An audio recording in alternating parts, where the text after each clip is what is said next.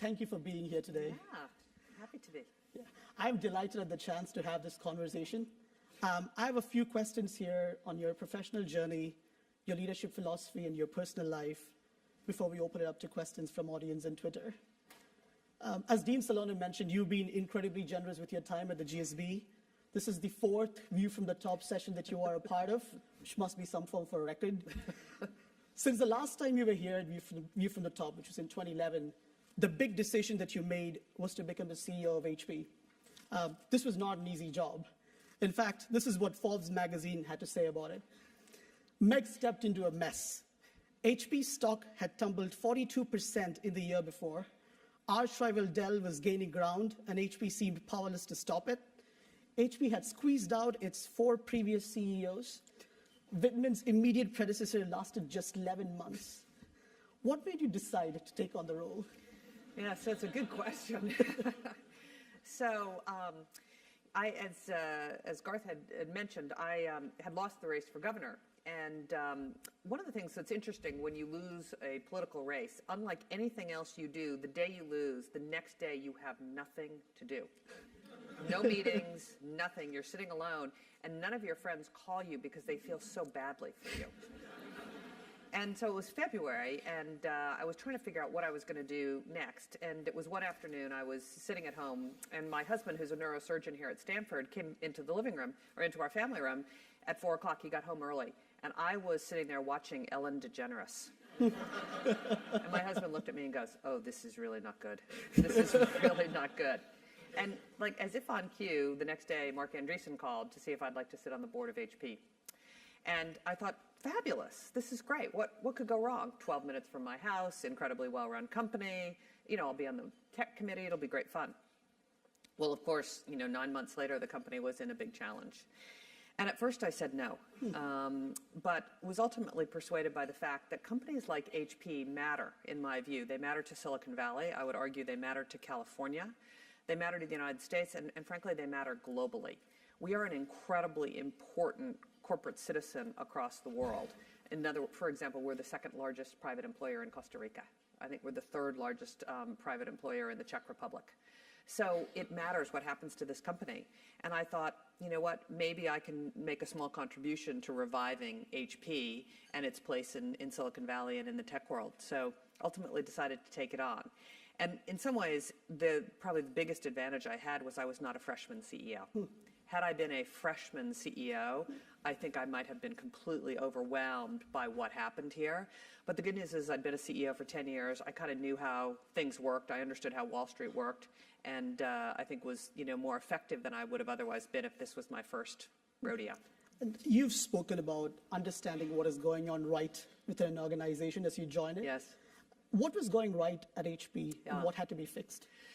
So I think this is a very good lesson for all of you. When you find yourself in a new situation, particularly in a senior leadership role, and you're in a new organization, your instinct is to go fix what's wrong, right? Make the list of all the things that need to be fixed and go after them. My advice, now having done this a number of times, is go into an organization and figure out what that company's doing right and do more of it. You will eventually get to your to-do list and to your fix-it list, but if you come in and just talk about what's going wrong, you will lose hearts and minds. So to your point, I figured out immediately what the founder DNA was of HP. And despite all the acquisitions, all the board drama, everything that had happened to this company, the founder DNA from Bill Hewlett and Dave Packard had shown through. And first of all, it's an engineering innovation company. That's who this company is. And second, we're a partnering company. The DNA of this company is very collaborative. We sell through 150,000 VARs. And so actually focusing back on collaboration, on our channel partners, was part of the success of the turnaround. And then finally, to my surprise, this company cares a lot about social responsibility. And Bill and Dave were all about the environment, were all about giving back to communities before this was even remotely fashionable. There was no term called social responsibility, but it's interesting, you can see it around the globe with HP people. So we just went back to those 3 things: innovation, innovation, innovation. We focused it, we increased R&D, and we let the engineers do their work, and we pivoted hard back to partners. So what had to be fixed? So there were a number of things that had to be fixed. First of all, we had to win hearts and minds of HP people because you mentioned it, 4 CEOs in the previous 5 years or 6 years. And I will say that the workforce was reasonably jaded, as you would be. My first all-hands meeting, we survey everyone at HP on everything all the time. I think we're like Survey Monkey's largest customer. And the first survey was, how do you think about the new CEO? And the number one response was, she seems nice, ... Meaning, like, how long is this one going to last, and what is she going to do? So we had to win hearts and minds of people and get them back on the boat and believing again in the future of HP. So that was job number one. Number two is we had to align our cost structure with our revenue trajectory. Revenues were falling at sort of 8 to 10%. And you cannot let that happen without making a pretty significant change to the fundamental cost structure of the company. And then third is we weren't keeping up with innovation. And so we had to actually focus innovation, get HP Labs in gear again, and attract talent and promote talent from within who could take us to the new, to a new place from an innovation perspective. So whether that was cloud or security or big data or the next generation of infrastructure or our next generation of services, we had to go about fixing this right away. And frankly, we had to unfreeze the frozen middle. The challenge when you come into these companies is you can usually get your senior executives, you either replace them or they get on board. The early folks, the young career, they're all over it. They're like, okay, this is what we want to do. It's what we call the frozen middle that you have to go figure out how you get them on board with the agenda that you're trying to achieve. So those were some of the things. Then we had a few issues like the EDS write-down, the autonomy situation. There was like 100 sort of relatively, I would say neither of those were minor problems, but they were sort of tactical problems that had to be dealt with along with the strategic challenge of who was this company. Because you might remember right before I took over, the previous CEO had said maybe kind of sort of we were thinking about spinning the PC business. So of course that led everyone in our community of buyers to ask the question, what is HP's strategy? So that's the other thing we had to sort out in the first couple of months. And how did you go about doing some of these things? So it was pretty challenging because many of you know my background in technology is more in consumer technology than it is in enterprise technology. And HP, for the most part, is an enterprise company. Even our printing and PC business, 2/3 of our printers and PCs are sold to business as opposed to consumers. And so I had to learn the technology business from an enterprise perspective. I needed to learn what we did. I needed to get my arms around this vast company. And so I tried a number of things. First is, assembled a sort of a group of people who I thought could help. Then I brought some people in from the outside who understood the industry, like Scott McNeely. Then I sort of said, okay, well, that's interesting. Now, maybe I need some external consulting help. And it was really a process over a couple of year period to figure out what this company did well and then how to achieve the objectives. And of course, the ultimate decision lay in creating this separation of two companies. I think most of you know we are separating Hewlett-Packard into 2 Fortune 50 companies. Can you imagine there were 2 Fortune 50 companies embedded in HP? HP Inc., which will be our printer and personal systems business, is a $57 billion business. And Hewlett-Packard Enterprise, which is our data center business, our server storage, networking, converged infrastructure, cloud, security, software, as well as our enterprise services business, is also a $57 billion company. So that freeing to be more focused, to have a capital structure that is right for the market opportunities that both these companies face, is going to be a big enabler of the two strategies that we've now crafted for HP Inc. and Hewlett-Packard Enterprise. So it's completely the right thing to do. But, by the way, took a fair amount of courage to actually make that decision because there are the law of unintended consequences, as you can imagine. But we feel really good about it. And so the separation occurs November 1st. So knock on wood, we'll get it all separated. Yeah. Just going back a bit, the last time you were here, you spoke about how early on, perhaps you were not fully convinced about the eBay opportunity. Yeah. What got you convinced that you had on your hands a winner? Yeah. So I think many people know the story. So I was at Hasbro running the preschool division, which was Barney, Arthur, Teletubbies, my personal favorite, Mr. Potato Head. Yep. And minding my own business, my husband was running the brain tumor program at Harvard's teaching hospital, the Mass General, which in the medical world is, everyone sort of aspires to the Mass General. The MGH, the acronym is, they like to say man's greatest hospital. I would argue that there might be another one out on the West Coast, but in any case.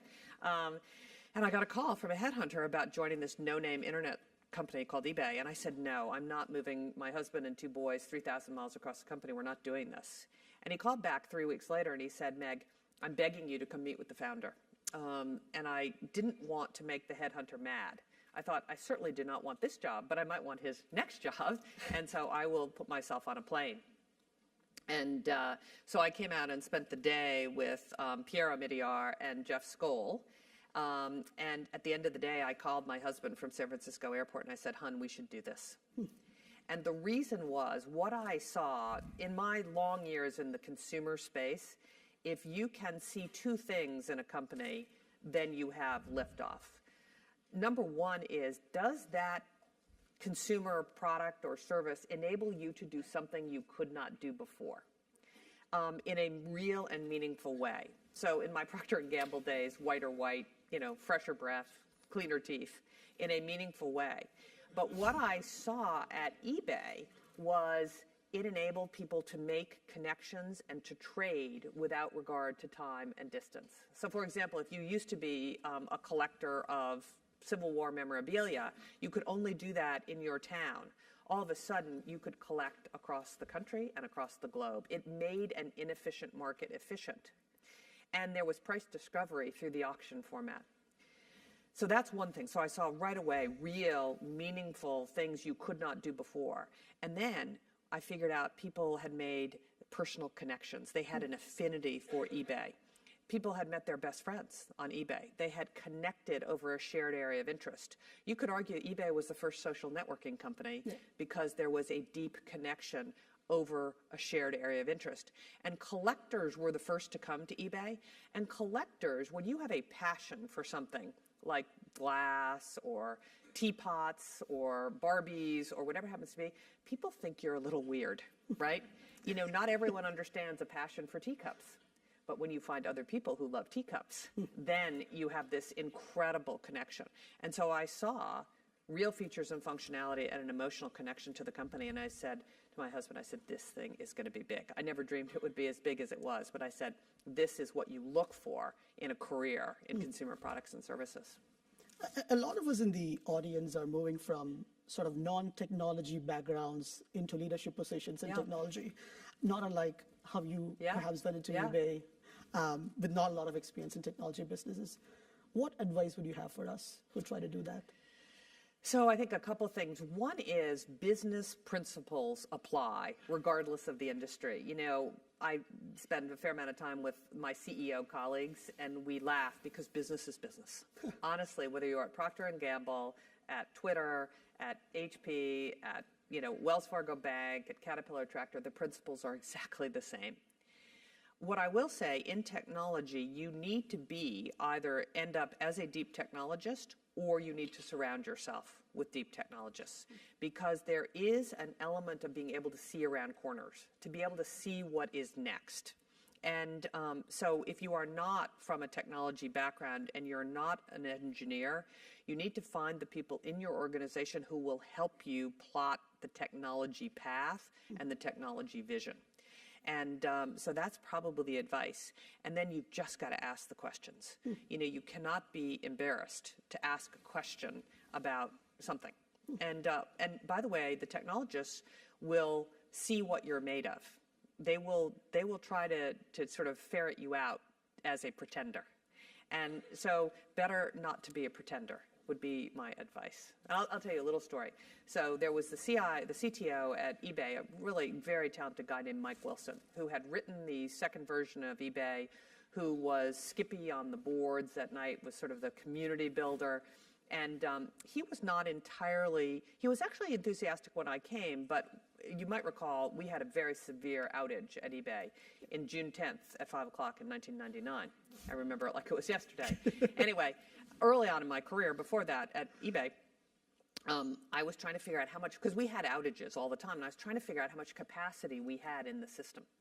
And Mike didn't think about the question that way and didn't really want to answer the question in the way I was asking. Because so I reverted to my shoe company experience. I said, okay, if we had a shoe factory in South Korea, the people could tell me exactly how many pairs of shoes we could get through this factory. And he goes, well, I don't think about it that way. So we had sort of this little tussle. And then I get an email not too many days later that starts off by, the title of the email was Cookies. Meg is probably wondering if we're a baking company. Wow. Okay, I was like fit to be tied. And so that's where you actually have to take a stand, you know. And so it was one of those sort of seminal moments in, you know, where you have to basically push back and lead, regardless of what their, you know, what the sort of the entrenched interests are trying to do. And to Piero Migliar's credit, he was a defender all the way through that. And so it also helps if you've got a founder technologist who is actually helping sort of move this company into a new area. Right. Leading up to eBay Yep. was grad school, P&G, Bain & Company, Yep. Disney, and Hasbro. As we think about our first jobs out of school, what advice do you have for us? Yeah. So listen, I think it's a little different graduating from business school today than it was in 1979 when I graduated from business school. Doesn't it seem like 100 years ago? First of all, there was not the startup culture that there is today in Silicon Valley and in Austin, Texas, and in Boston, Massachusetts. I mean, I don't think anyone really seriously considered starting their own company out of Harvard Business School or joining a startup. It just wasn't what you did. It wasn't really in the menu of things. And I think many of you will join a startup or start a company. So back then, what we were thinking was, how do we get the very best training for a long career in business? How do we like lay the pipe of things that we will need to know through a career? And so that's why I chose to go to, I was interested in marketing, so I decided to go to what I perceived as the very best company in marketing, and that was P&G. Because you have to remember, I had no work experience between undergraduate and graduate school. So I was all about the training. And I have to say, you know, it's really quite fun because I now sit on the P&G board. You know, talk about coming full circle. Yeah. But what I learned at P&G has stood me in good stead till this day. So I was all about going to the best companies to get the best training to prepare for what I believed would be a long career.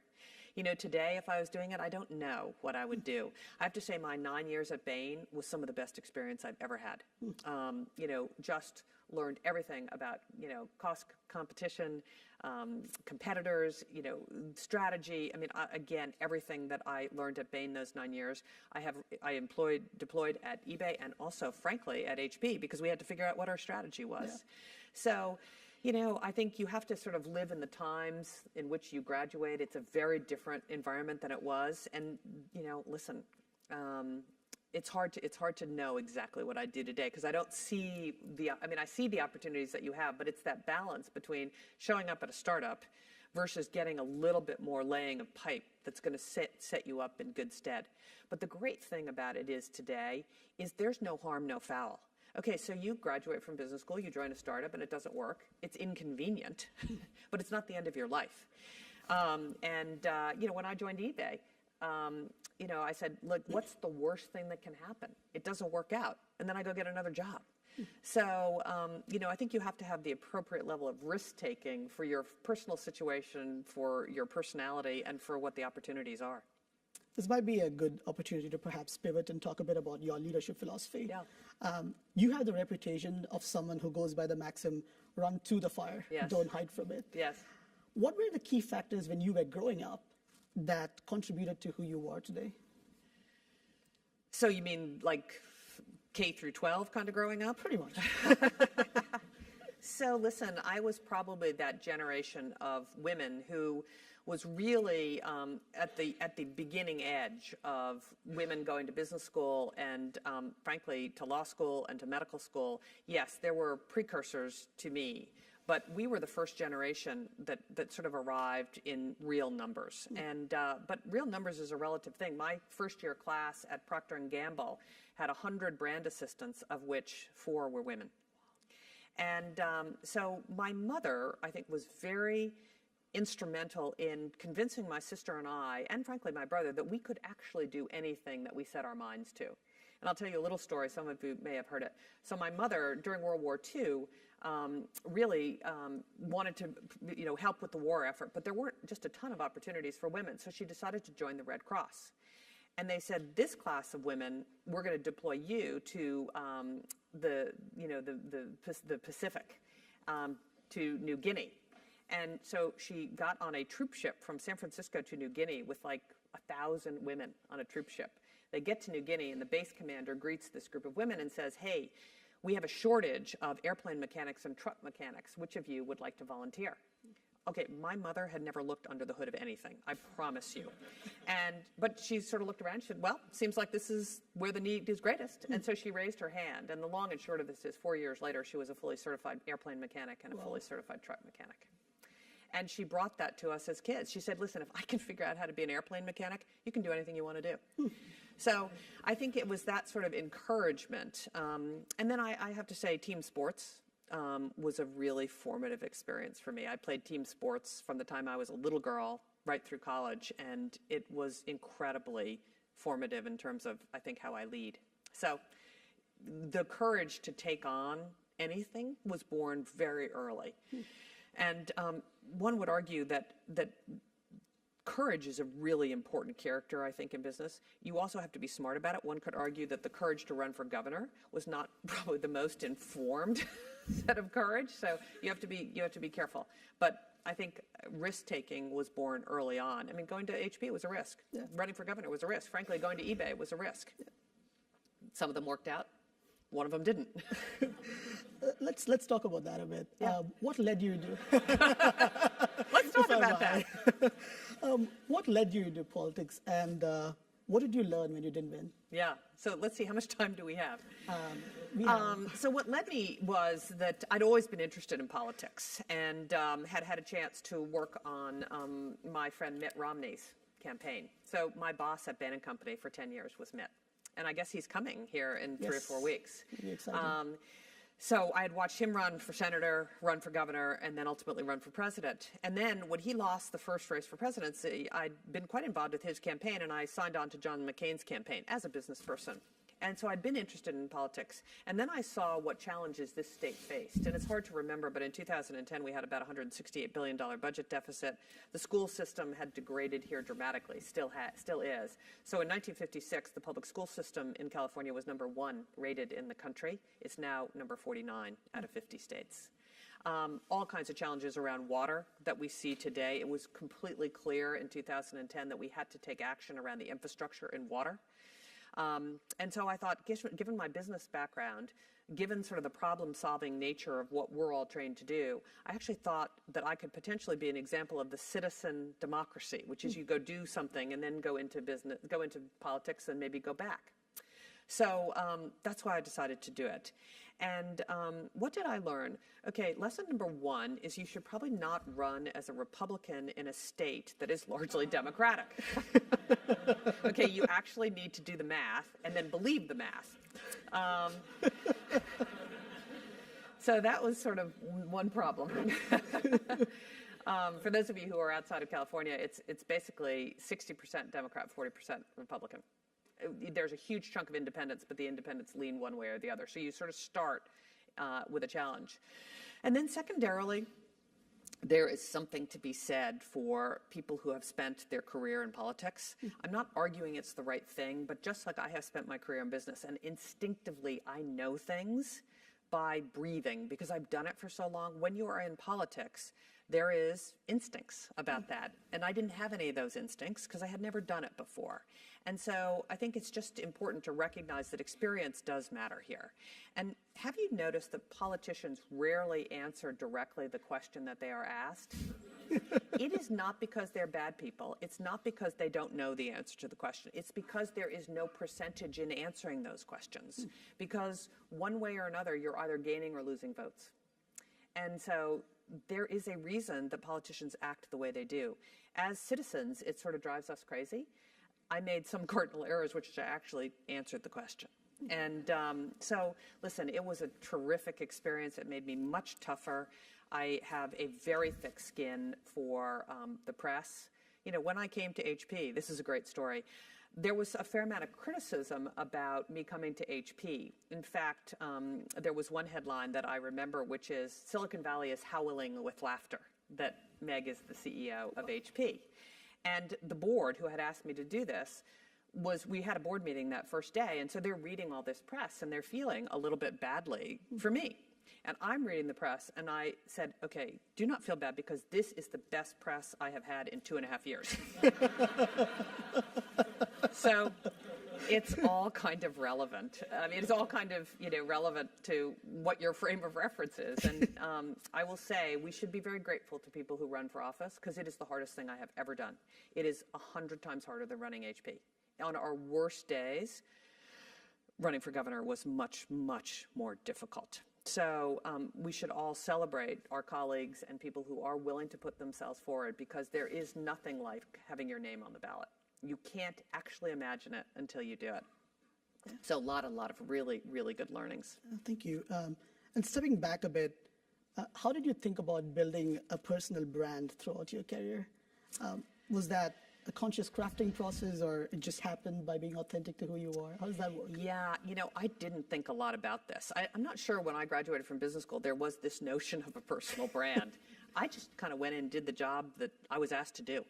And I think I made a couple of decisions early, which is, and at P&G, one of my first assignments when I arrived as a newly minted Harvard MBA was to figure out how big the hole in the shampoo cap should be.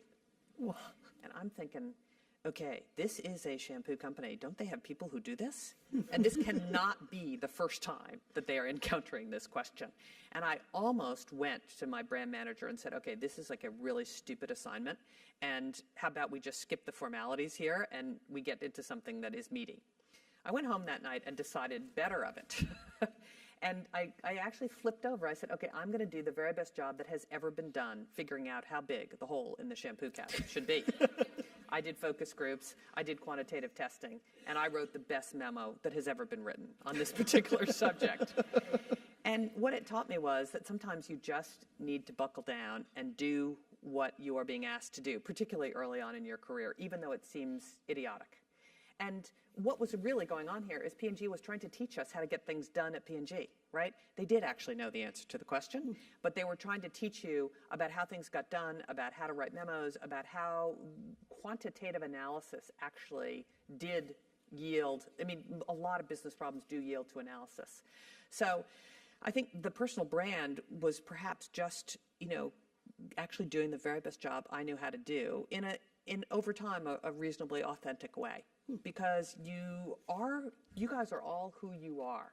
You will grow and you will change over the next decade or two, but fundamentally you are who you are. And you have to double down on those strengths.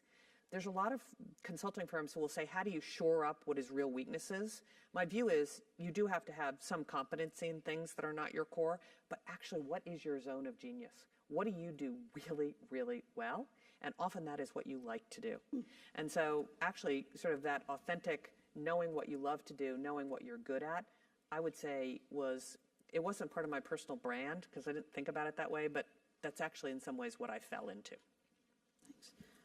I have a more personal question for you. You are married to a very successful neurosurgeon. You moved to Boston with your husband when he accepted the position at Massachusetts General. Later, your family moved to California when you became a CEO of eBay. How do you balance two successful careers in a family? Yeah. So actually with lots of challenges. Yeah. This has really been interesting and quite a bit of fun. But I will say, in some ways, it would have been easier if I'd been married to a sculptor. Because that would have been a little bit more flexible. And actually, my husband and I laugh with each other because no sooner did one of us get traction at a job than the other one would have a brilliant idea about what they wanted to do. And we used to say, we spent much of the first 25 years of being married sabotaging each other's careers. And So, for example, I was at Disney, and I loved every minute of my 4 years at Disney. I might still be at Disney. But at that time, my husband got a chance to run the Brain Tumor Center at Mass General, and he really wanted to do it, and I really did not want to do it. But sometimes in life, you have to do things that you do not want to do. So we picked up and moved back to Boston. And, you just kind of go with it. And I have to give him credit, because when I got the job at eBay, I was pretty convinced that this is something that we should do. But it was not obvious. And so he said, I know, why don't you go out and see how it goes for 6 months? I'm like, no, we're not doing that, actually. I need you to see if you can find a job. So he called up the good news is there's only 3,000 neurosurgeons in the whole country, so they actually know each other.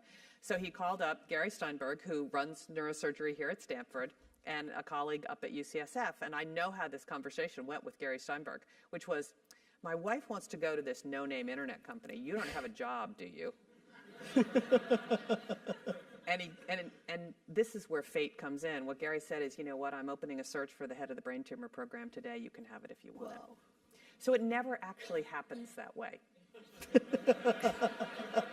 So it's a little bit of luck and a little bit of courage. And to my husband's credit, we had, at that time, we had saved up about $400,000.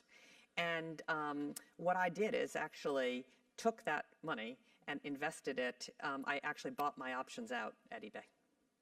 And I said to Griff, doesn't this seem like a little risky? And he goes, listen, we have much bigger problems than this if this job does not work out.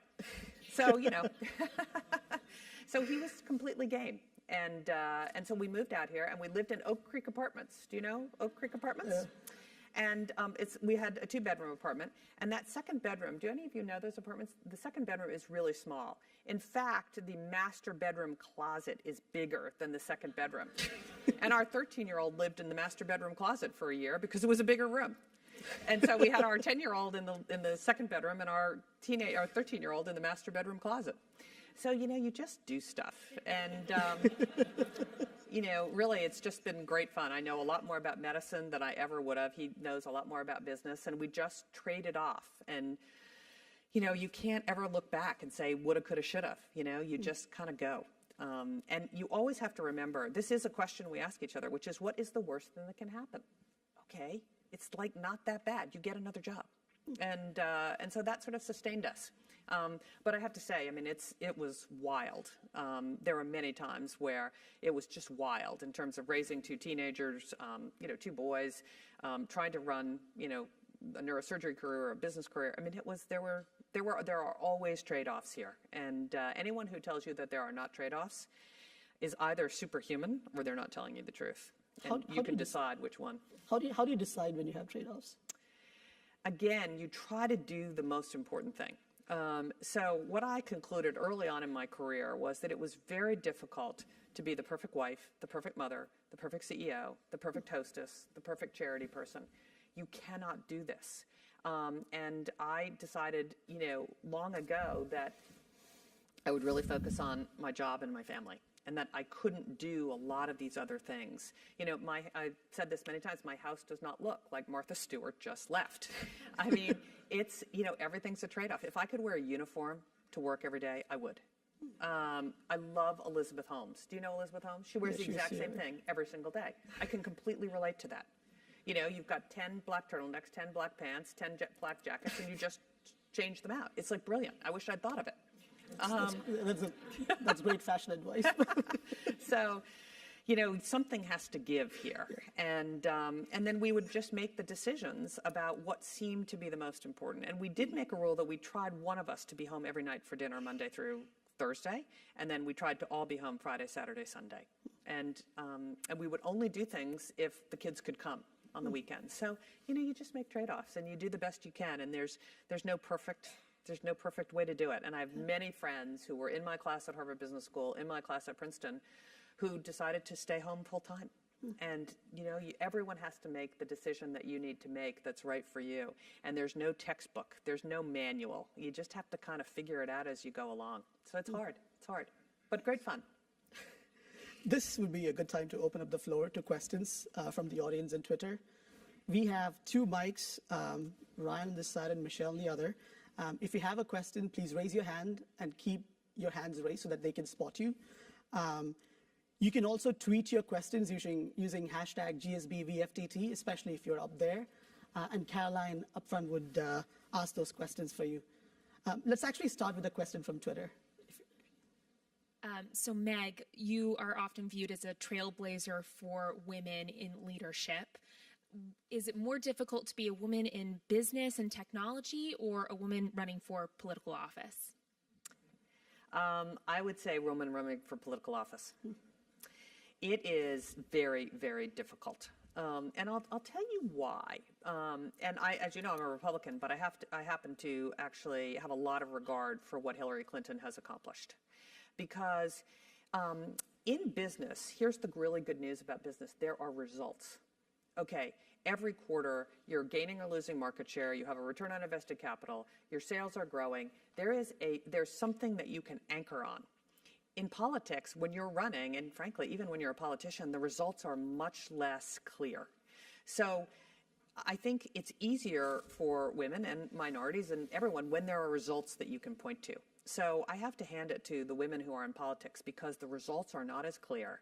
And so therefore, there can be the politics, there can be the journalism or the reporters of opinion. You know, it's not as clear. And so I think that makes it much more difficult. Because actually, in some ways, I serve at the pleasure of the Hewlett-Packard board, and that board evaluates me based on the results. You know, I can have purple hair and do whatever, but the results are the results. And so that's why I think it's a bit more difficult as I, sort of look at the landscape, which is why I think, you've got to actually hand it to a lot of these women in politics who've done really a remarkable job. Whether it's, members of Congress here like, Zoe Lofgren or others, they've really done a great job. Take a question there. Hi, this is Sam from MSX program. If you had chance to go back to like 10 years ago, what do you have done differently in competition with Alibaba in China? Thanks. So I have the scars on my back from two real challenges. First, let me start with Japan. Because eBay is not number one in Japan. Yahoo Auctions is number one in Japan. And the reason is we had this very well-publicized outage in, as I said, June of 1999. And we were all set to launch in Japan. But then when the site crashed, we actually had to fix the United States. And we were late launching to Japan. And in many businesses, like eBay, like PayPal, I would argue, like Uber, like many of these are what's called network effects, that the more buyers you have, the more sellers you have. And so the first to market often gets those network effects. And Yahoo beat us to Japan because we had technology issues. So if I had to do that over again, I would nail these technology issues much faster than we did. The second is China. And we bought a company in China called EachNet. The good news for eBay was students like you, when everyone saw eBay's trajectory, a lot of Stanford Business School students and Harvard Business School students went home to their home country and started eBay lookalikes. And actually, as an aside, a very funny story was down in Latin America, there was a Harvard Business School group pitted against a Stanford Business School group. The Harvard Business School company was Diramande, and the Stanford Business School student was Mercado Libre. And we went down to figure out who to partner with because we had an asset that we'd acquired through an acquisition in Brazil or Argentina that we wanted to trade for an equity stake in the company. And the Harvard Business School students said, absolutely not. We got this nailed. We don't need you, eBay. The Stanford students were like, where do we sign? And today, as you know, that the Stanford Business School students just killed the Harvard Business School students just over, which was hurtful to me. But, but anyway, the Stanford Business School students totally nailed it. And so then we bought a company called EachNet. And we made one big mistake, which is we should have left the EachNet platform on their own platform in China. Instead, what we did is we put EachNet onto the global eBay platform because it had worked everywhere. It had worked in Western Europe. It had worked all over. We'd bought all these baby eBays and basically migrated them to one common platform, which had a lot of advantages. One is cost. Second is speed to market, because when you buy it now, you could roll it to 30 countries as opposed to do it incrementally. But we made a mistake in China as we moved EachNet to the eBay platform. And China is different. And about the same time, Alibaba ran into trouble because of the SARS virus. And so they focused on Taobao. And they had a uniquely Chinese platform. And by the way, they didn't charge anything for years and years and years and years. And they just out-executed us. And so, you know, what I would have done is actually left Bo Xiao in charge and owned the 30% of China that we originally owned and let him do his own thing. So that's really the lesson there. And, you know, we have a PayPal business there, but the China business is minuscule. So, you know what? If you look at Japan and China, two important markets, it's where we didn't strategically actually do the right thing. But it was not obvious at the time, honestly. So, more power to Jack Ma. What a remarkable franchise he has built. And it is really, in some ways, the combination, of course, of PayPal, of eBay, of Amazon. I mean, he's done a remarkable, remarkable job. Ryan, do we have a question? Hi. When you spoke about turning things around at HP, you spoke about returning to the founder's DNA and focusing on innovation. What changes did you make to the company internally to really foster that innovation and be conducive to the employees taking charge? So first of all, we laid out the strategy really, really quickly. And we basically said, these are the things we're going to do well. We're going to make our to-do list, but we're going to do these things really well. So the first thing we did was actually increase R&D spending while we were reducing the cost structure of the company dramatically. I mean, for those of you who don't know, we are down net 55,000 people at HP from the January of 2012. So while we were doing that, we're actually increasing our investment in R&D. And that was hard to do, right? Because you've got to save so that you can invest in what actually matters. So that was a really important thing. The second was reimagine the culture of this company. So many of you probably know about the HP way. This was the original sort of codification of what the culture was at HP, founded by Bill Hewlett and Dave Packard. They were all over this HP way. And we knew we had to reboot the culture, but we didn't want to throw out what made this company great. So we rebooted it. We called it the HP way now, because you can never go back. You have to reinvent for the future. But we knew we had to take the threads of what had made this company great. So we rolled that out across the entire company. And the second thing is we aligned the financial incentives to the strategy. As it turns out, and you all know this, but particularly at big companies, people actually focus on what they're being paid to do. And you can wish it wasn't that way. You can wish a lot of things. But one of the things we did is we compensated the top couple hundred people on cash flow. And we generated remarkable cash flow at this company. In fact, the repair of the balance sheet is sort of amazing. We went from about $11.9 billion of net debt on the operating company to $5.9 billion of net cash in 3 years. Wow. That allowed us to get on the front foot to be able to buy Aruba, to be able to buy Voltage, and you'll see us do a lot more acquisitions because we have the balance sheet to do it. And so had we not focused on cash flow and had we not paid the people who really had an influence on cash flow, because as you know, cash conversion cycle is days sales outstanding, days payable, and inventory.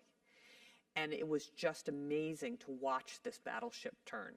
And frankly, that's a lot of the reason that our stock went from $11.62 or whatever the low was to close to 40 over Christmas. Now we have a different challenge, which is foreign exchange, which is a problem that every other big American company has, not just in our industry.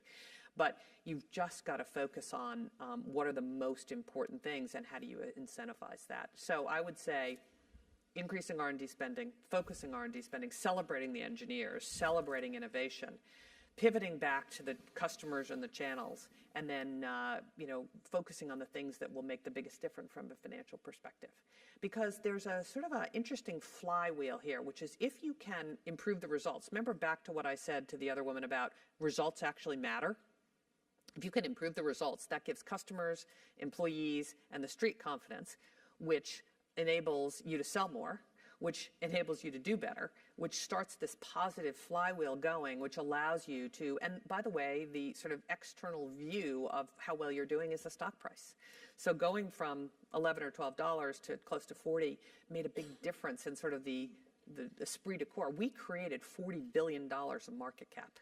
Okay, so we created Twitter, LinkedIn. I mean, we created one of these in the last 3 years here, and that gave people a lot of confidence, including, by the way, our partners and our customers. So. Thank Caroline, do we have a question from Twitter? So, Meg, another question from Twitter. You've talked about reviving innovation and suggested that many alumni and people in this audience join startups. How can startups actually collaborate with HP effectively? So we've just launched a program that we call Pathfinder, which is how do we reach out into the Valley to find the new startups that are complementary to where either HP Inc. is going or Hewlett-Packard Enterprise is going. And how do we either create an investment opportunity that would be good for startups, or the thing that HP does really well is our go-to-market. I mentioned we sell through 150,000 VARs, we're in 170 countries, and we have a direct selling force that is actually second to none. So what we're now trying to do is reach out into the Valley, because we're here and now we're healthy enough to do it, to make sure that we've got the right relationships with the venture community and with startups.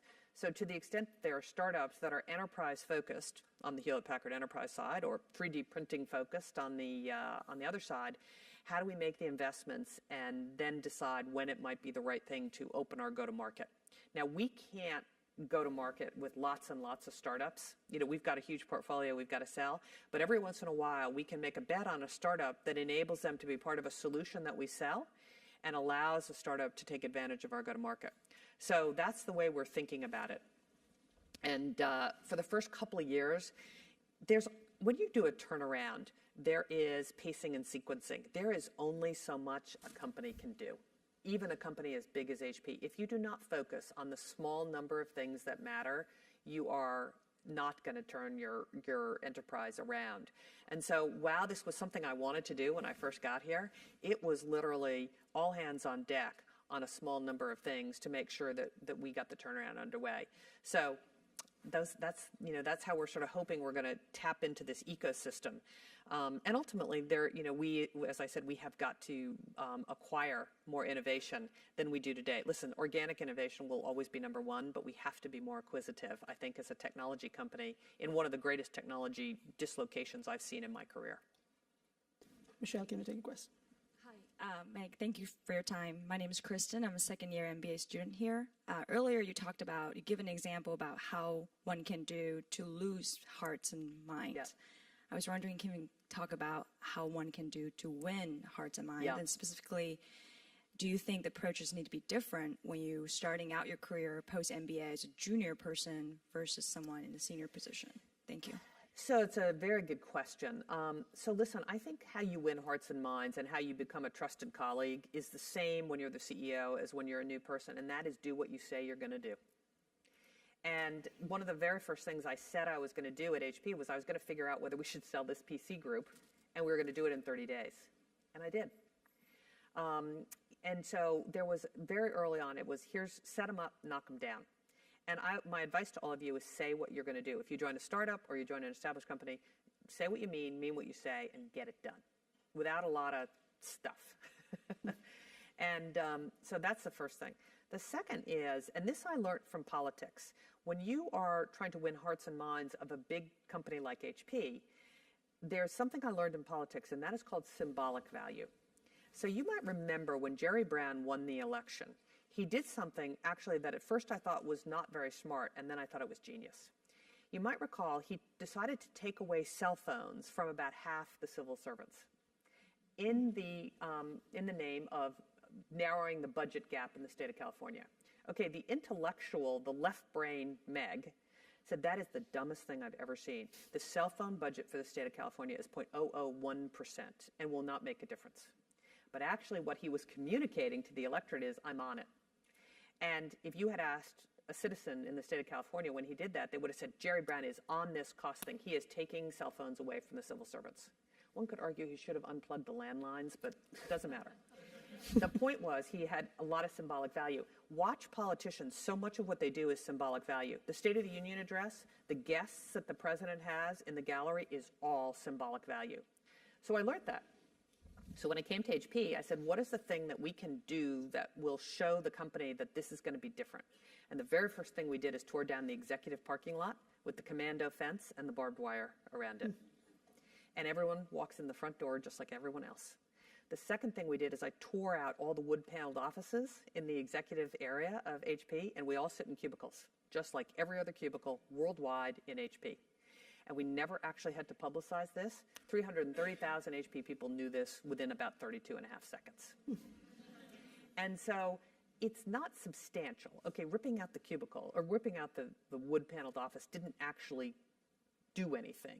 It just showed the kind of company that we wanted to run. And so those symbolic values, I think, are really, really important. Now, it does not substitute for delivering the results, but you're trying to win hearts and minds fast. You're trying to show that this is a different thing. And results take a while to turn, right? So you've got to sort of say, hey, here's the kind of company that we want to be. And celebrating some of the early innovation. One of my executives, when I got there, had actually gone out to HP Labs and said, what do you got? And we found some incredible things in HP Labs. We celebrated those, and we brought them to market really fast. So the other thing I would advise when you are running a company or doing a turnaround is early wins. So when eBay bought PayPal, PayPal was not entirely thrilled to be bought by eBay back in the day. And so what we did is we immediately integrated the PayPal functionality into the largest marketplace in the world. And what happened, of course, is PayPal volume went through the roof. And so the PayPal people said, wow, this is furthering our mission. This is making PayPal more successful. Being part of eBay is making my job more fun, making the company more successful. So that early win is really, really important. And we're running that play again with Aruba. So how do we make sure that the Aruba team, who is actually quite thrilled to be part of HP, but how do we get early wins for Aruba? How does the Aruba team feel in 6 months from now? Wow, being part of HP was fantastic for us. So that's the kind of thing that you think about. Meg, I'm going to be selfish and Yes. slip in a last question. Sure. This question has become a more recent view from the top tradition, and every applicant to Stanford GSB is asked to fill an answer for this question in their essays. So here is it. What matters most to you and why? Yeah. So listen, I bet there's 100 answers to this question. But in the end, the thing that matters most to me, and if you think about it, I bet matters most to you, which is your family and your extended network of friends. In the end, that is super important. So while we get wrapped around the axle of doing whatever we're doing, it is really important to remember that that's what matters most. I'll say the other thing is perspective. And this has been one of the delights of being married to a neurosurgeon. Okay, what we do in business is important. It's incredibly important. It's important to the employees of HP, to our VARs, but no one gets hurt at HP. No one dies.